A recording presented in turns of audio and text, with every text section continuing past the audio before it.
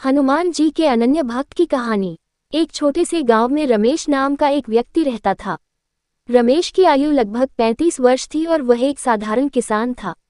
उसकी आर्थिक स्थिति बहुत अच्छी नहीं थी, लेकिन उसके मन में भगवान हनुमान के प्रति अटूट श्रद्धा थी। हर मंगलवार और शनिवार को वह गांव के हनुमान मंदिर में जाकर पूजा करता और पूरे मन से बजरंग बली का भजन गाता। उसके घर में एक छोटा सा पूजा घर था जिसमें हनुमान जी की एक सुंदर मूर्ति विराजमान थी। रमेश का विश्वास था कि उसकी सारी परेशानियां और दुख हनुमान जी की कृपा से ही दूर हो सकते हैं। वह अपने जीवन के हर छोटे बड़े कार्य से पहले बजरंग बली का नाम लेता और उनके समर्पण में डूबा रहता। रमेश की पत्नी सुमन भी बहुत धार्मिक थी और अपने पति की आस्था का सम्मान करती थी, लेकिन उनके जीवन में कठिनाइयां कम नहीं थीं। फसल अक्सर खराब हो जाती, जिससे परिवार की आर्थिक स्थिति और भी कमजोर हो जाती थी।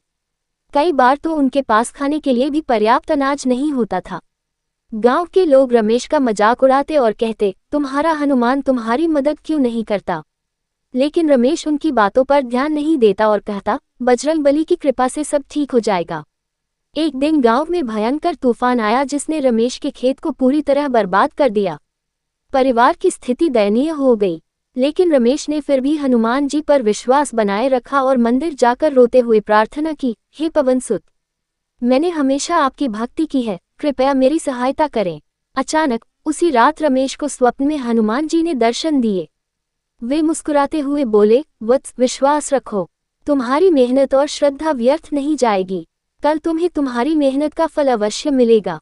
अगले ही दिन गांव के पास के शहर से एक व्यापारी आया और उसने रमेश से खेत खरीदने की पेशकश की, क्योंकि उस स्थान पर वह एक गोदाम बनाना चाहता था।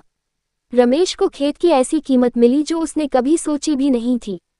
खेत बेचने के बाद रमेश ने नए खेत खरीदे और मेहनत से खेती करने लगा। धीरे धीरे उसकी आर्थिक स्थिति सुधरने लगी। उसने गांव में एक भव्य हनुमान मंदिर बनवाने का निश्चय किया।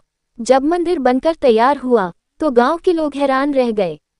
वे समझ नहीं पा रहे थे कि इतने कठिन समय के बाद रमेश के पास इतना धन कहां से आया। रमेश ने मुस्कुराते हुए कहा, ये सब बजरंग बली की कृपा है।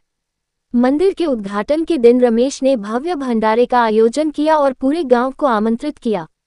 जब वह हनुमान जी की आरती कर रहा था, तभी मंदिर के अंदर एक चमत्कार हुआ। हनुमान जी की मूर्ति से प्रकाश की एक किरण निकली और रमेश पर पड़ी। सबने ये दृश्य देखा और जय हनुमान के जयकारों से मंदिर गूंज उठा।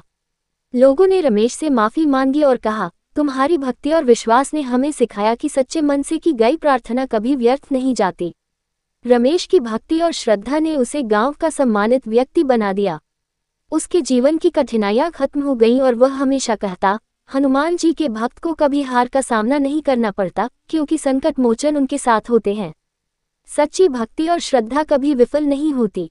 जब हम ईश्वर पर पूरा विश्वास रखते हैं और धैर्य से अपनी कठिनाइयों का सामना करते हैं, तो ईश्वर हमें उचित समय पर सहायता और सफलता प्रदान करते हैं।